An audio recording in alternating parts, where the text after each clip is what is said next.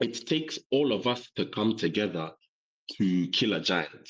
You see, if I went alone to the streets, then it would have no effect. But because we go together, that's why it's very important um, that we all go together because we be able to drop the giant when we're together and we have unity. So at this point, I don't think there's any reason to have any dialogue with the government. Our demands are very clear.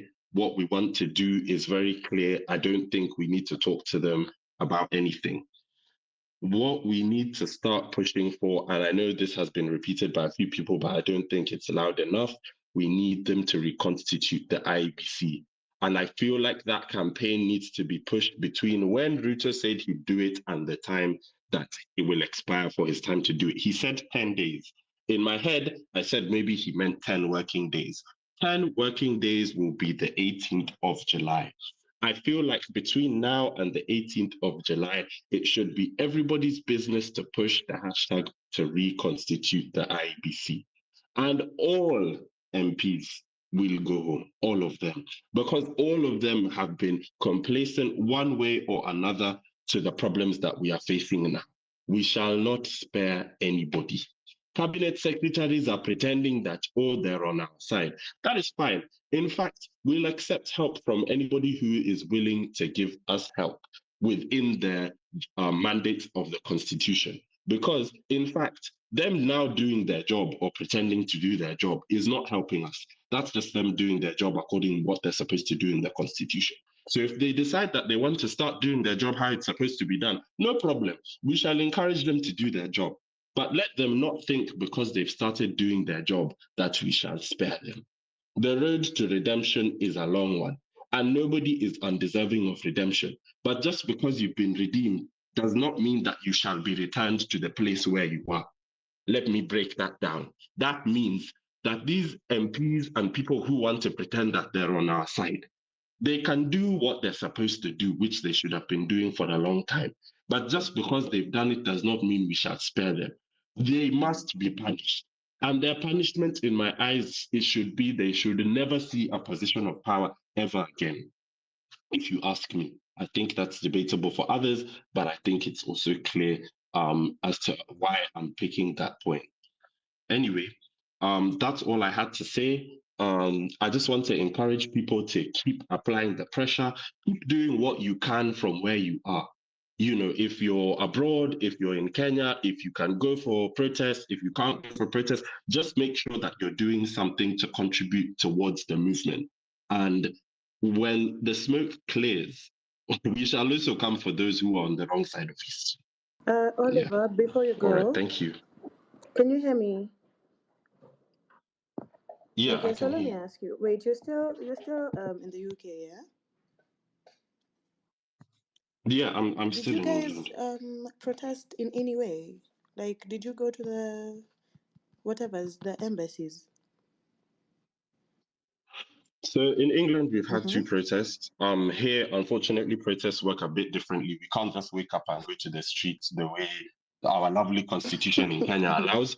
Don't make me think by saying that I'm putting Kenya down. Our constitution is actually probably better than here because here you have to have a permit to protest. In Kenya, you have a right to We protest also need a anytime. permit. So it seems our constitution. Oh, you guys also Yeah. need a permit as well. Okay, that's fine. I'm sure we have those Mm-hmm. permits. In fact, I signed one of those permits. People definitely have permits to protest in CBD.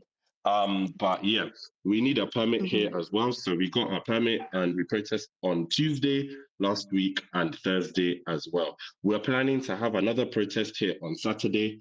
I think people feel like protesting here in England is not very important, but what it does, it brings the attention of the international community, number one. Number two, from the diaspora, the most people can do is one, send money to Hanifa and the other people who are administrating how people are helped. And two, um, to push the hashtag on social media. I can see that sometimes on Twitter, I don't know what the government does, but allegedly it seems that they do something to Twitter and then people's interactions of their posts go down or their likes or the hashtag is not seen outside of Kenya. So any hashtag that's being pushed, I'm the number one person on this side campaigning for the people who are here in England or elsewhere in the diaspora to push that hashtag because they're in that position. Nobody is going to restrict them pushing the hashtag. And also, I think people here in England should be the people who are reposting more of those things and in the diaspora because nobody can come for you. You can't be abducted here. You have no excuse.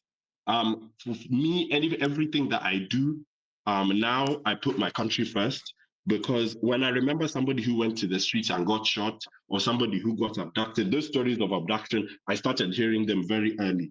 There was a chick called Immaculate.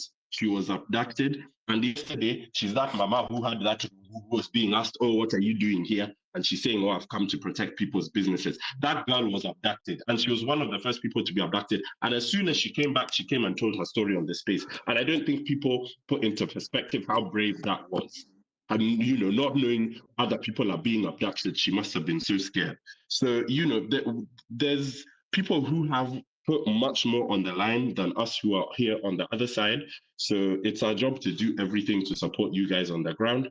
And that's what we shall continue doing until this guy comes out of Thank you power. so much, Oliver. I just wanted to know, like, if it's the same thing out there, because I've seen a lot of you guys talking and obviously being very present on social media. But I was wondering, are you allowed to protest? But now that I hear you're doing even more protests, I feel like you guys are doing so much better than most. Let's just say most. So thank you so much.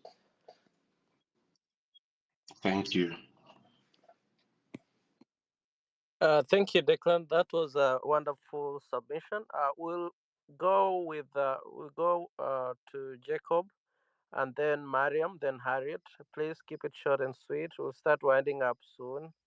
It was meant to be a short space. I mean, so that people can, those of us who are in Kenya, can go to the streets and do other things. Thank you, Jacob. Go I'm ahead. sorry, I have a request. Can Declan come back up because I had a question for him? Yeah, after Harriet speaks. Okay, Declan, please. Mariam wants to speak to you. If you can request the mic again. Yeah, thank you. Go ahead, Jacob. Can you hear me? Hello, can you hear me? Yeah. Okay, I want to start by thanking you, McKenna, Ray, and all the co-hosts, um, and also send my condolences to the Kenyans who have been murdered in broad daylight in the streets of Nairobi and in the streets of every other town in Kenya. May their soul rest in peace. Uh, Actually, I'm so grateful because this is the first space that I've gotten the opportunity to speak. I've been listening to many other spaces, and today you gave me the opportunity to do so. My contribution would be one to the people who are creating spaces like you guys.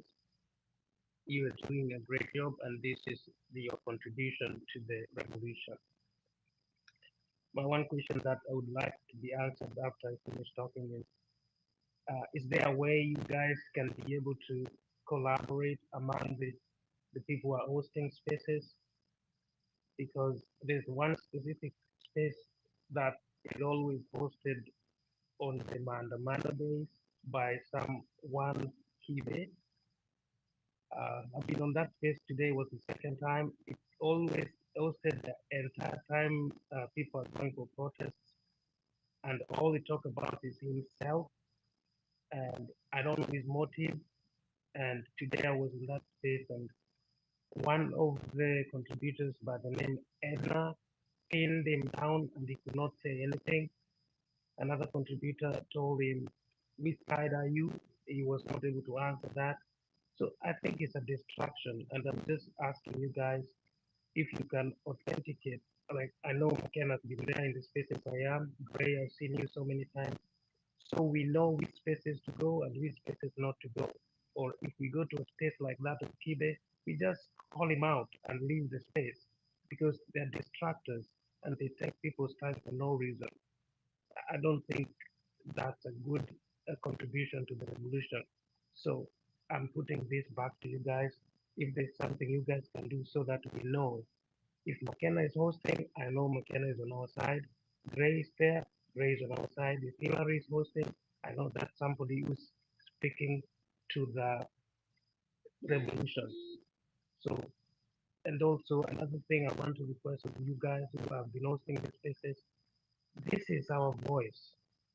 If the spaces are taken out, there will be no any other place to voice our grievances and even to know when people are going for mandamano or to know if mandamano has been cancelled or something like that. This is the voice. We need to protect the spaces. Because by that I mean we can come up with a strategy that just in case spaces in Kenya have been infiltrated as a strategy of the government, or it has been blocked, or the internet is taken out, or electricity is taken out, because I know one part they tried to take out the electricity in the entire country. Those are things they can use if things become worse. So they just put the country in darkness, and so they can do anything. By the time they did that to election, so you guys saw that the screen went dark and people could do anything. They can do that to Twitter or all these other spaces, and so we will be left voiceless. We need to protect the spaces. And one way we can protect the spaces is by having people who are in the diaspora to host the spaces or collaborate with people back home and host the spaces. So even if they block the country, the world still will be seeing what we have posted. And I agree with the previous contributor who said that the people who are in abroad should be promoting the hashtags, because I think that's another strategy we are using by by actually probably slowing down the hashtag so it doesn't trend. So that could be another strategy we are using. So once I'm done, guys, I would want you to help me see if that's something you guys can do to help with the revolution. Another thing I wanted to ask is, um, I know this space, this hosted by Hillary, where Dr. Lugona was. I like that space because it's a space of ideas. And the structure started saying, oh, Miguna is taking the space, becoming the leader. And he called them out, say, I'm not a leader of anything. You cannot lead a leaderless group. You cannot lead a faceless thing. So it's just giving like legal advice and guiding people to to win the revolution without being outside of the constitution. So my request to you guys also, as the hashtag of this group is, the space today is, are you guys able to call other professionals like the doctor Miguna, like maybe somebody from LSK or somebody from another professional that can come and talk to the group the way he does? It does not have to be legal, it can be tactical. How do you attack somebody who is having NIS listening to us here, taking back information to him, somebody who's been there since 1992? They organized Can Y 92 and they succeeded. Moi won that 92, and also he organized another one last year, 2022, and he won against Uhuru and Raila, even though he was outside. So he has strategies. We can have people who can help with ideas of beating him. He cannot have all the knowledge to win this revolution. We will win. And I think we are winning. And the hashtag is Ruto must go. So I'm requesting you guys who are hosting spaces, if you can get people who can help you. I know there are spaces people try to say, oh, why are people saying strategy? I think strategy does not mean stop, go think and come back. Strategy means what else can we do to beat this tag? So that's another thing that I will really want to see if you, the hostess of spaces, can work on and help us win this game, because he is coming to our spaces. He says he has not come to the spaces. He wants to come to the spaces to talk to us. No, he's already here with NIS and everybody. All these people are distracting spaces like TB and the rest. I believe these are people who have been bought to come to spaces, listen to what people are saying, and then give him back information. Even if we don't give him back the information, All these spaces are in the public domain. He can join if he wants. He doesn't need any permission. I think the very, very first one he joined and people called him out and he went out. So he cannot lie to people that he want to come to space. He's already here.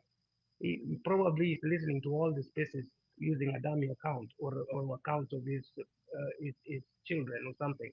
So he cannot lie to people that I want to come to the space. He's already here, and we need to tell him that we see you every day in spaces by by the people you employ, NIS and all the stuff. So you're already in the space. Don't worry, we're not calling you to come. So you guys can help with that. One more thing that I wanted to request, and I know people have said this before, but I just want to reiterate it here, is that we have many spaces, we have many good ideas, but we have no repository of these ideas. So people come back and start repeating the same things without having a specific direction. So I don't know how this can be done without having anybody spearheading it, or we can just have another space that is just for a general space where all stipulated ideas are posted there. So we know we already agreed on that topic. We're not going to repeat that topic. And the hashtag is Ruto must go. We're not coming up with another hashtag. This is how it is until Ruto goes, then we come up with a new hashtag so that people have at least a direction. If people are going for Mandamano, there should be one voice. Today we are going to parliament, or today we are going to block all roads, or today is just a strategy. We are not going. So I'm thinking if we can come up with a thing that can help with all stipulated ideas, all the ideas that people already agree on. For example, when we go outside, we're gonna make human change. Or when we go outside, we're gonna go in red today. Tomorrow we go red, blue, black, white, whatever color of clothing. So so people know at least what's going to happen. And so I don't know if that can be done. Jacob, start landing, please. Huh? Okay, I'm starting now. Yeah, land your plane. Okay, Thank you. okay, I'm doing that. Thank you so much for your time.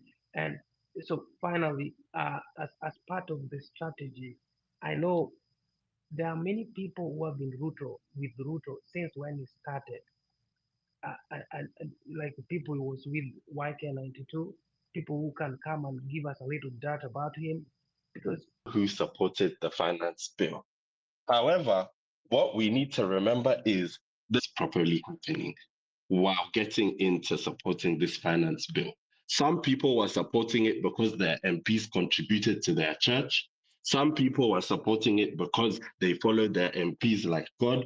Others were supporting it because their church leader told them to support it. There's a lot of people who, at the time they were supporting it, they did not have a full understanding of what was entailed inside that finance bill, like yourself. What you can't assume is that everybody had a full understanding of what was inside that finance bill. But no, voting yes is not the only reason to recall the MP. In fact, to me, it is. However, if we're being objective, then no, it is not. But guess what? I don't need to go too far to look for another reason to recall an MP in any constituency. Because please tell me which constituency in Kenya, and I'm not trying to be condescending, please show me a constituency in Kenya where an MP has done what they're supposed to be doing. Show me, because I can't see any. And for that reason alone, I think that is reason enough without even going into too many other issues. I don't need to look too far into what it is this MP has not done or what it is they have done, or what, because I know for a fact, without even checking, that none of them have done what they're supposed to be doing. Because I'm yet to hear of a constituency where people are saying, hey, our MP is really good, our MP works. Because guess what? When all of this started, if there was a constituency where the MP really works, people would have come out of the woodwork from that constituency defending their MP and saying, this guy has worked and this is how he has done it. Or this is how this lady has worked and this is how she has done it. But no constituency has come out. So all of them must go home. All of them. Thank you. So, so Declan, if all of them were to go home, what would be your criteria for choosing the next leaders? I still insist, honestly, really, I am a person who is championing for very long-term solutions. So when you talk about sending a leader home, then what criteria are you going to use to make sure that the next leader you're going to choose performs according to the way you want them to? And remember, it is your party that usually fronts people for you. So right now, even as you're seeing ODM and company, when you're seeing ODM and company jumping on this, it's because they know that they've lost some of their leaders to Ruto. So they're just going to use this to settle their personal scores. But remember, it is at the expense of the taxpayer. So yesterday we were having this discussion with McKenna, and I had a concern yesterday that shooting down of the finance bill already has put us in a very tricky situation because, well, Ruto is still going to borrow that money that that he's missing, the money that he was planning to raise. He already told us on national TV that he's going to borrow it. So it means that we, the taxpayers, are the ones who are going to pay the interest. So what he's going to do, he's going to spread it out somewhere, and it's still going to be taxed whether we like it or not. Okay. So when you're talking about going back to these by-elections or elections, it means that again, we're taking more money from taxpayers and putting to elections, which we know very well these people are going to choose this very same